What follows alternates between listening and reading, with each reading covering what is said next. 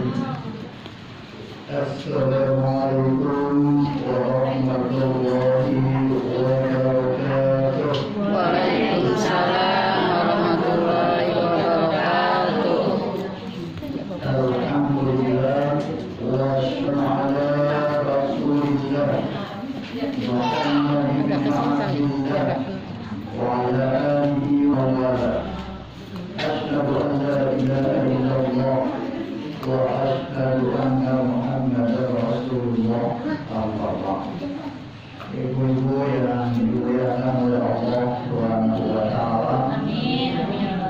Jadi tadi akan kita bahas ayat 159 surah Al-Imran. Inna rahmati minallahi linda lahu. Ayat dalam ayat ini pengantarnya adalah hadis Nabi dari Abdullah bin Umar. Jadi hadis itu Umar diriwayatkan atau dikeluarkan oleh Muslim dan Bukhari dan Muslim. Di mana Nabi mengatakan bahwa setiap orang itu jadi pemimpin. Jadi pengantarnya adalah kebetulan ayat ini berkaitan dengan pemimpin, baik itu pemimpin skala kecil maupun besar. Pemimpin. Surat ayat berapa? Nah, kullukum ra'in wa kullukum an ra'iyatihi. Kalian semua pemimpin dan setiap pemimpin diminta pertanggungjawabannya oleh Allah. Ya. Jadi semua orang adalah pemimpin dan setiap pemimpin diminta pertanggungjawabannya. Kita saja pengantarnya. Ini pilih baitihi wa mas'ulun an ra'iyatihi. Seorang suami, seorang ayah adalah pemimpin dalam rumah tangganya. Jadi apapun kesalahan perbuatan istrinya, anak-anaknya yang bertanggung jawab siapa? Suaminya.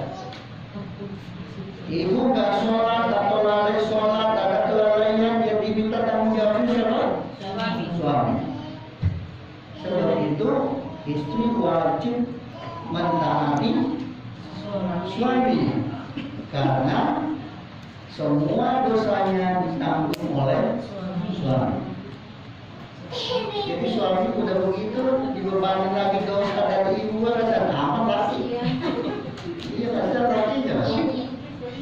Dosa ibu yang nanggung siapa? Suami. Sebab itu wajib taat.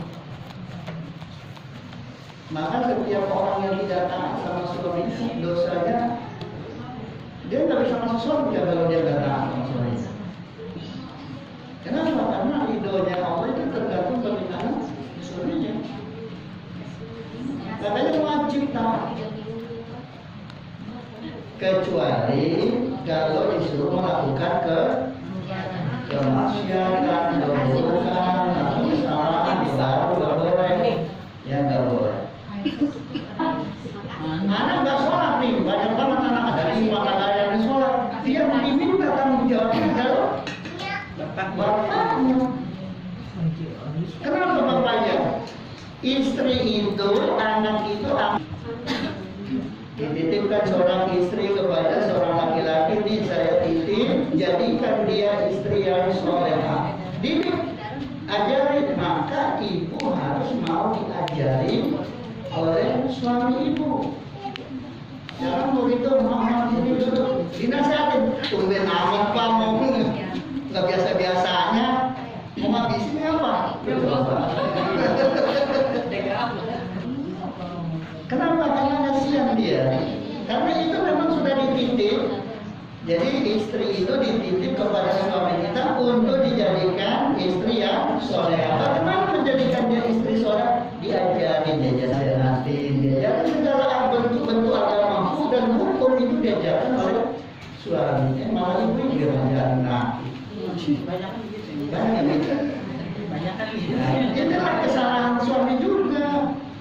Nah, itu bagaimana? Terlalu sibuk dia cari nafkah itu memang kewajiban, tapi ada kewajiban lain yang harus dia perhatiin, yaitu memberi nasihat, mendidik itu supaya jadi istri yang solehah. Kalau suami tidak mampu, ya begini caranya. Harus mau mengizinkan istrinya belajar di luar. Udah kagak ngajarin, dia sendiri kagak bisa. Udah begitu kagak boleh keluar, lah maki. Itu jadi apa isinya? Sedangkan pengetahuan itu penting karena itulah yang membuat kita menjadi. Soalnya apa yang kemudian mau dia mari kalau nggak ngerti? Kita mau berbagi, kita kan ngerti. Mau begitu nggak ngerti. Datanglah orang itu beda, bukan urut baik. Emang udah malas gituin lagi, udah kagak. Agak ngaji, kata Alhamdulillah, gak pikir, bodoh daripada berdosa. Itu ajaran sudah bagus banget. Ngajarin orang yang malas. Nah itu kemudian anak dititipkan oleh Allah kepada bapaknya. Ini anak ada 5 bekasih. Udah seamanatkan kepada, jadikan dia anak yang soleh dan solehah, didik dia. Sibuk bagaimana dia mendidik? Nah bagaimana mengatasi itu? Dia nggak sanggup karena sibuk. Maka harus mencari solusinya apa? Masukin di pesantren. Walaupun pesantren juga belum jaminan, tapi paling tidak ada usaha. Apalagi sekarang pesantren tempat ada yang ngajarin agama, ya kita sibuk nyari duitnya aja. Harusnya begitu. Allah itu sudah nitip kepada suami kita, ini uangnya saya titip kepada kamu. Ini uang gunakan didik istri jadi solehah. Ini uang gunakan untuk mendidik anak jadi anak-anak yang soleh dan soleh. Itu dititip. Sebab itu orang kalau anaknya masih kecil rezekinya banyak. Kenapa anak lewat bapaknya? Begitu anak udah pada bisa mulai hilang, kurang. Gak bisa. Rezeki kita pun segitu, kemarin-kemarin cuma rezeki anak lewat.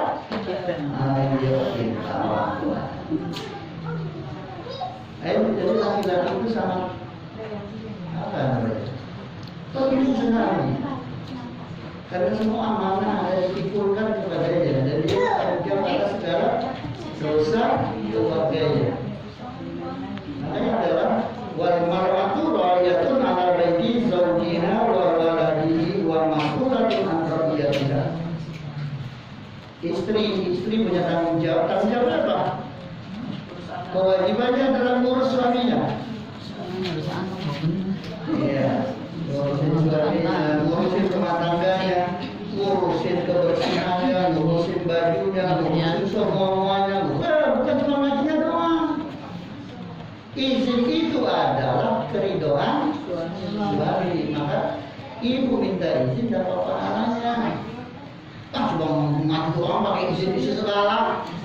Ya, tapi rumah lagi nggak bisa. Hukum Allah tidak bisa buat main-main. Bukan Allah yang bikin, bukan kita. Kecuali kalau kita bilang undang-undang ngomong gitu, itu bikinan orang. Ini hukum Allah, harus jalan. Tetap harus izin. Karena izin itu adalah berpahala. Jadi izinnya saja dapat pahalanya, belum lagi jalannya, belum duduknya, udah duduknya 2 jam. Dari jam 8 jam 3 jam dulu. Berapa? 1.000? Ibu sanggup serah 1.000 kan? Ya saya juga sanggup. Kita sejarah sholat mutlak. Ibu tahu sholat mutlak?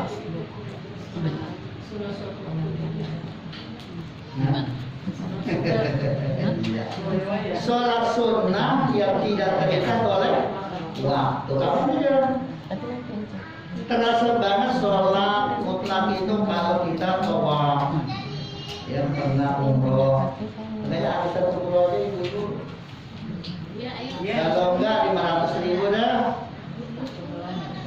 Iya, 500.000 sebulan jadi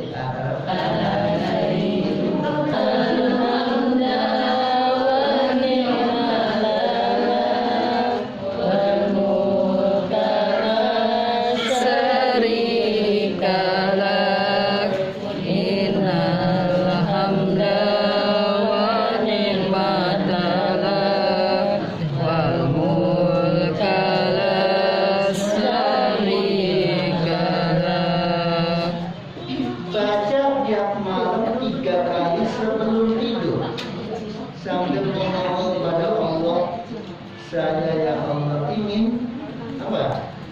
Melaksanakan panggilanmu ke dalam. Insya Allah baca itu 3 kali. Saya cuma 3 hari baca. Allah manggil kita maka kita jawab. Jawabannya apa? Allahumma labbaik. Ya Allah, saya penuhi panggilan. Saya jawab panggilan. Allah manggil kita ya jawab. Maka Allah akan memberikan rizki kepada orang yang menjawab panggilannya. Siapa yang nggak jawab, Allah tak kasih.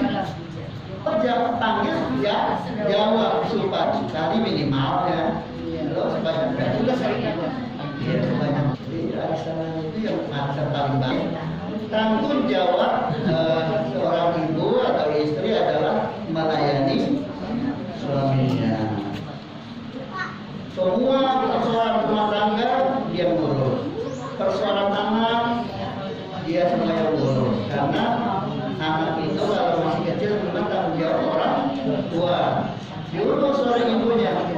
Ibu itu memiliki perasaannya 9 supaya apa punya perasaan atas anak dia bisa. Kemudian Allah akan tanya nanti sudah sejauh mana ngurusin laki di dalam rumah tangga. Makanya sering saya tanya bapak-bapak, kalau mau mengukur istri kita soleh, nggak usah semuanya dibawa satu aja. Kira-kira kalau bapak pulang kerja, buka pintu, ada istri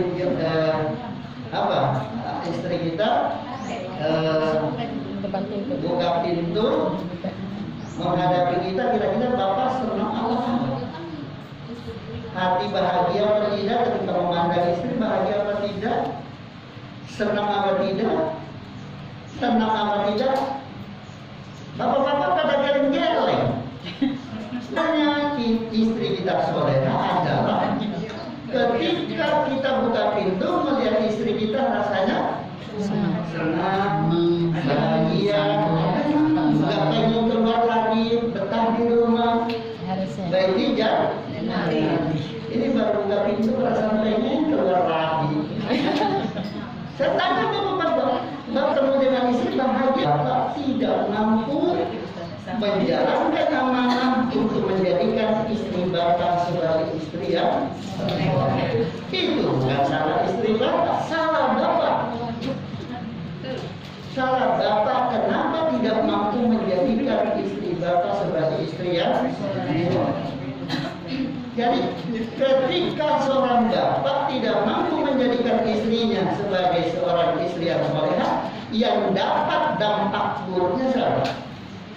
Suaminya juga. Begitu masuk ke rumah, ya Allah ini kok ada rumah.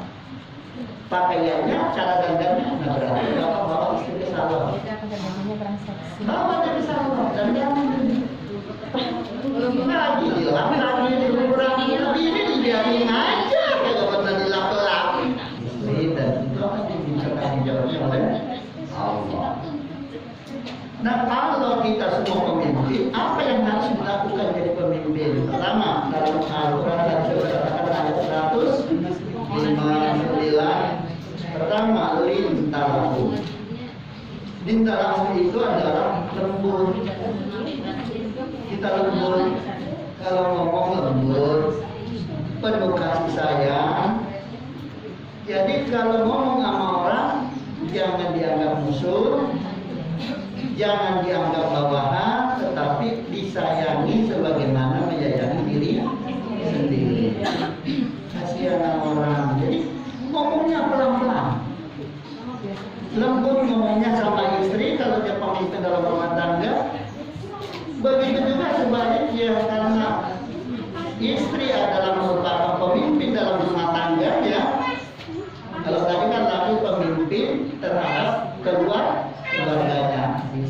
dan anak-anaknya. Kalau perempuan adalah pemimpin dalam rumah tangganya, dalam rumah tangga suaminya. Maka semuanya harus kalau bertutur bahasa atau berkata harus dengan lembut. Istri kalau ngomong mama, suami lembut. Gak boleh kasar. Terus suami juga sama, lembut kalau ngomong mama. Istri itu harus dimiliki oleh seorang pemimpin. Yang kedua, saya nggak banyak-banyak. Jadi ada 5 perintah dalam ayat ini. Ada 2 larangan di dalamnya. Jadi kita perintahnya dulu.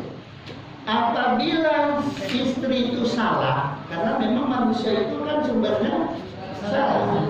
Al-insanu ma'alul khotawan nisyan. Manusia itu adalah sumbernya, tempatnya salah dan lupa. Nah, karena kebanyakan ada sesuatu yang kita lakukan salah itu kan kebanyakan lupanya. Malu kan makin hari makin tua kita. Selain makin tua juga semakin banyak urusan. Kenapa orang tua harus suruh hafalan susah? Beda kalau anak-anak suruh hafalan cepat. Tapi kalau kita yang tua suruh hafalan dapat 1 hilang 2. Dapat 1 hilang 2. Kenapa? Bukan karena tidak mampu, cuma terlalu banyak yang dipikirin. Kalau anak-anak apa yang mau dipikirin? Ya, paling kita jajan doang, seminggu kelar. Itu emang udah kebanyakan orang tua itu bukan tidak mampu, cuma terlalu banyak ya diurus. Makanya kalau dulu saya masuk rumah, maafin aja kalau salah. Suami lupa, mungkin WA, beserta, semua orang pasti mengalami hal itu.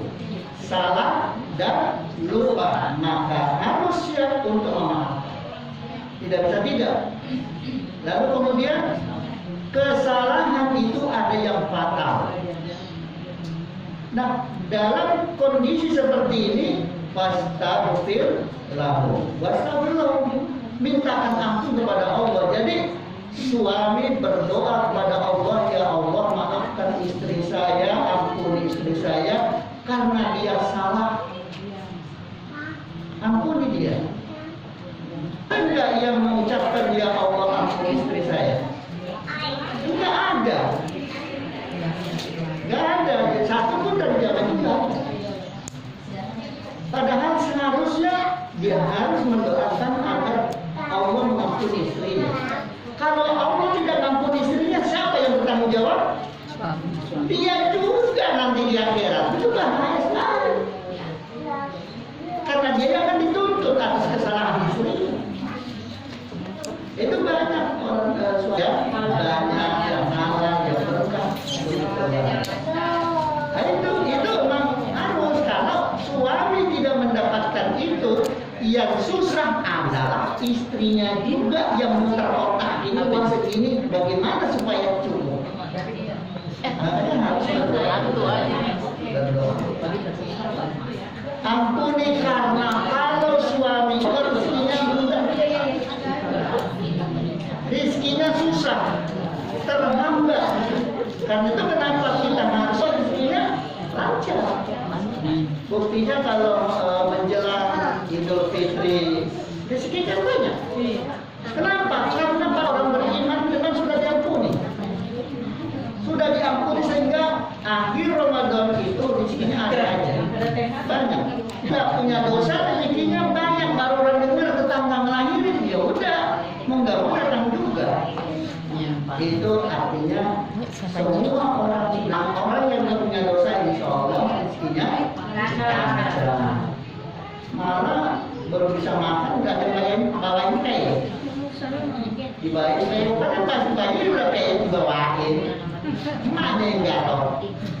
Nah itu jadi itu artinya orang yang tidak punya dosa insya Allah rezekinya lancar. Makanya kita doakan istri supaya diampuni dosanya oleh Allah, doakan anak supaya dosanya diampuni oleh Allah, doakan suami supaya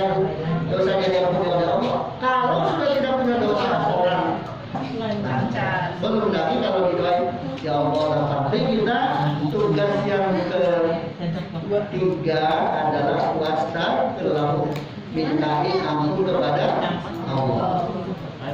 Kemudian yang keempat, selalu ada musyawarah dalam rumah tangga. Jangan mengambil keputusan sendiri. Kalau kita mengambil keputusan sendiri, orang tidak dilibatkan, ntar kalau ada apa-apa kita kemana keputusannya? Pencarian mana? Gituin, maka semua harus diajak untuk musyawarah. Kalau tidak semua anak kita ikut, apapun yang kita melakukan, ajak istri, ajak anak, semuanya bermusyawarah. Karena musyawarah itu pasti hasilnya sangat bagus ketimbang mengambil keputusan sendiri. Kalau berhasil, insya Allah sama-sama menikmati. Jadi jangan satu musyawarah dalam rumah tangga. Apa lagi? Kemudian yang keempat, 5 adalah